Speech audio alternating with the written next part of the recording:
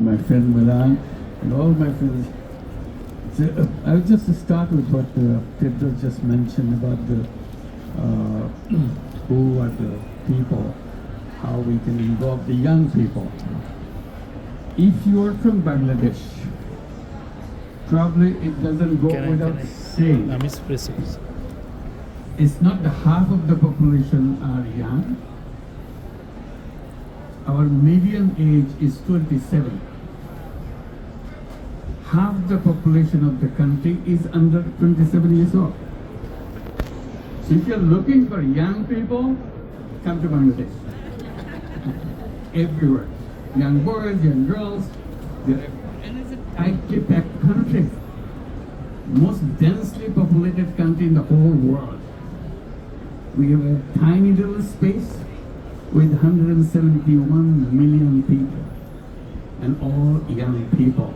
If I say all, I mean all. If you take the line 50 years of age, 2/3 of the population are under 50. So you're talking about a country of young people, that's Bangladesh. So you can't do anything without looking at the world through their eyes. And their eyes in the eyes of the world. Because one thing, how we share each other, I don't know. But I bring it up again and again, living in Bangladesh, growing up in Bangladesh, I get more and more convinced. Today's young generation is the most powerful generation in the entire human history. I repeat in case you missed it. Today's young generation is the most powerful generation in the entire human history. What the young people or human beings did a few years back, took years to do, the young people can do it in seconds. That's the power they got. Not because they are smarter than previous generation. They are same human being, same intellectual capability they have. But one thing they have difference, the technology in their hand.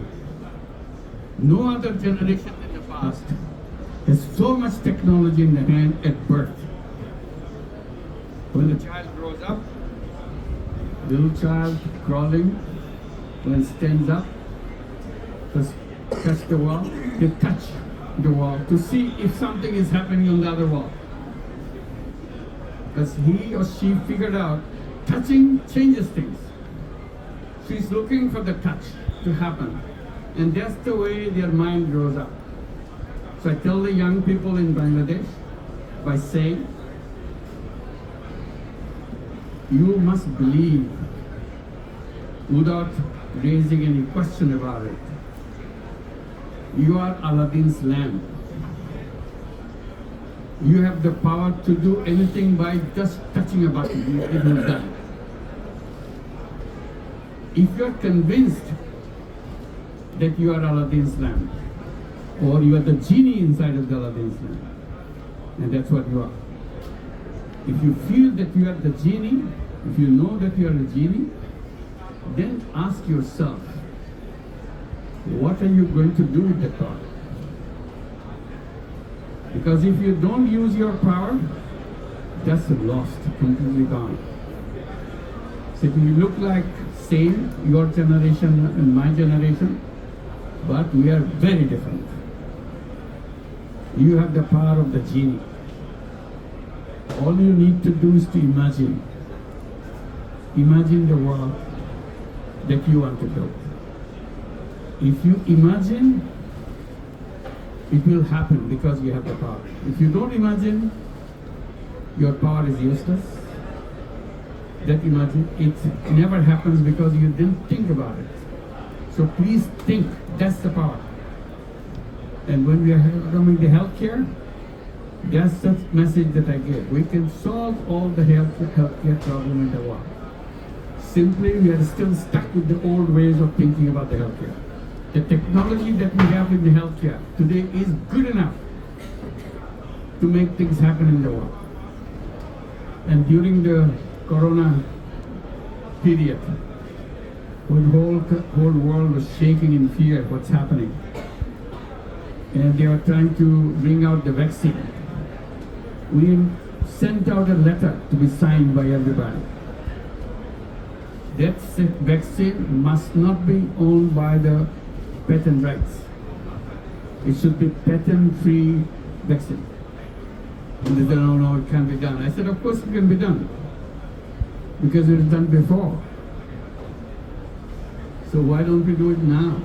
But what is the advantage? If you remove this patent right, then anybody, any country in the world can produce it. Now few companies withhold the patent right and control the life of the entire world's population.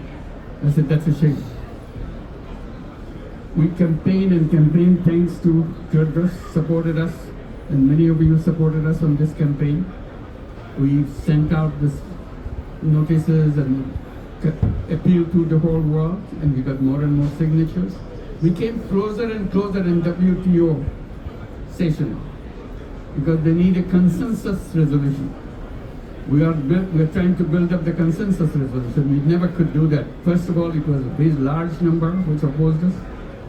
Opposition becomes smaller and smaller. In the final round, 10 countries stayed away from voting. So we didn't have the consensus. You know, when the vaccine was produced, where this vaccine went? 80% of the vaccines went to the 10 countries. You know whose 10 countries are. And people suffered throughout the world. They couldn't afford this vaccine. So I raised another question.